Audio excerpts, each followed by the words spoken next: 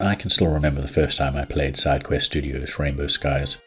After spending a few hours with Stardew Valley on the oft-forgotten PS Vita, I found myself reminiscing about farming games I played as a child.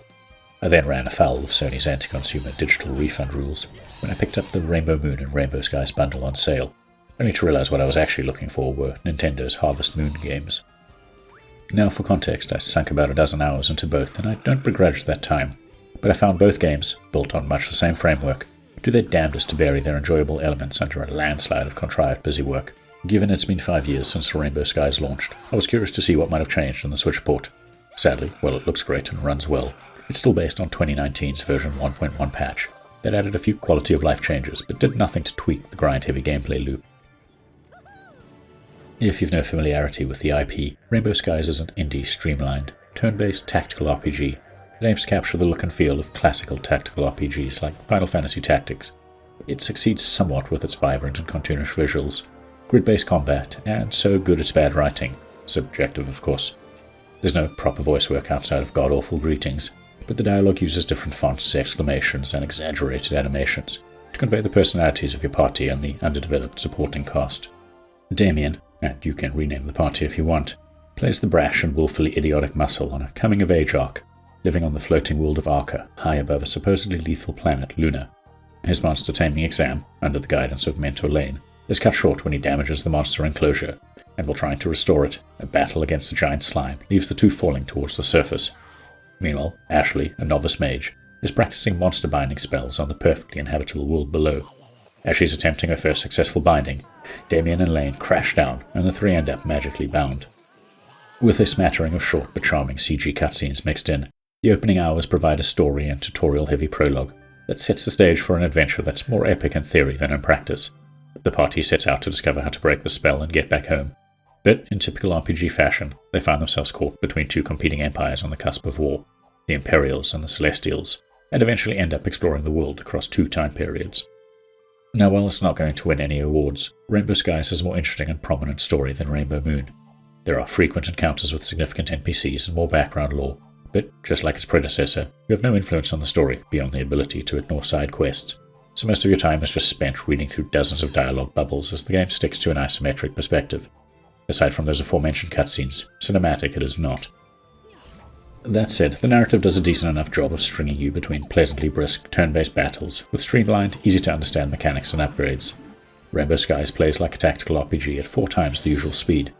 Mechanical depth, beyond making the numbers go higher, is mostly sacrificed as a result, but positioning, exploiting weaknesses, and focusing on priority targets are still important in the tougher battles. In theory, you're never forced into a battle and can flee at any time, but aside from a simple fishing minigame, every meaningful interaction or upgrade means engaging in battle. When battles begin, your party is dropped into a small, flat, grid-like arena. The turn order is always visible on top of the screen, and visual overlays clearly highlight your movement and attack range. Movement and basic attacks just require a directional input, while some light menuing and manual targeting are required for items and skills. Rather than on-off companions as seen in Rainbow Moon, you've got a constant party, specialized in melee, range, or magical attacks, supported by tamed monsters with limited skills. Boosting stats and upgrading gear impact health, mana, and damage output, and turn frequency.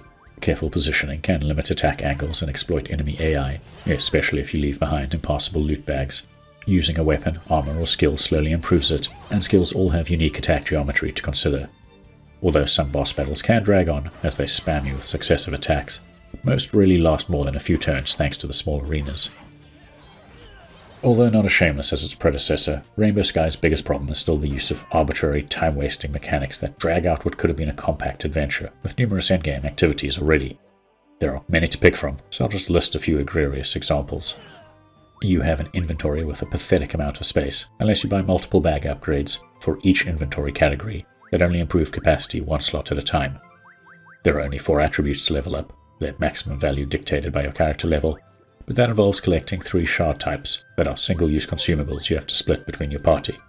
You have a sprawling menu system that makes simple actions like using a potion, freeing up space for quest rewards, or manually saving, the only option you have, time-consuming. There are named days and a day-night cycle used for only a handful of quests or secrets, along with dark areas that force you to stock up on consumable torches if you want to activate switches and find treasures. Oh, and there's a hunger system that modifies your damage output too. so you'll need to constantly buy and consume food items to deal consistent damage. I found the simplistic and contrived mission structure tolerable when it pushes you towards a new region or boss encounter, but it doesn't take long before the side quest list is filled with checklist challenges, including some that literally task you with performing an activity 1,000 times, and all the item requests boil down to grinding battles for rare drops.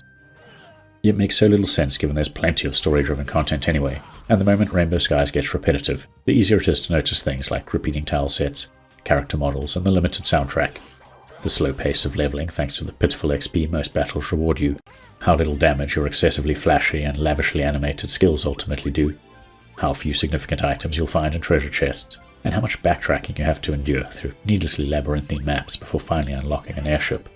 On paper, there are a ton of systems and complexities, but too many are shallow time wasters. It's a moorish experience at first, sure, but it quickly becomes a drag when the rewards really feel worth the effort you're putting in. Wrapping up, Rainbow Skies on Nintendo Switch is a technically competent but otherwise untouched port of a middling game. It often looks and sounds the part of a grandiose turn-based tactical RPG, but the aesthetics are window dressing for a gameplay loop whose positive elements, namely the brisk battles and easy-to-understand mechanics, are slowly undermined by an unsatisfying grind. It's fun for a few hours and better suited to shorter handheld sessions, but I'd wager it'll eventually wear down even those who enjoy grindy progression. Although it ditched the microtransactions of its predecessor, Rainbow Skies still feels like a game you'd expect to find on mobile, the type happy to come across as unrewarding and soulless, just so long as it pushes you to spend. If you've got this far, please consider giving the video a like and maybe subscribing to our channel as it helps us grow.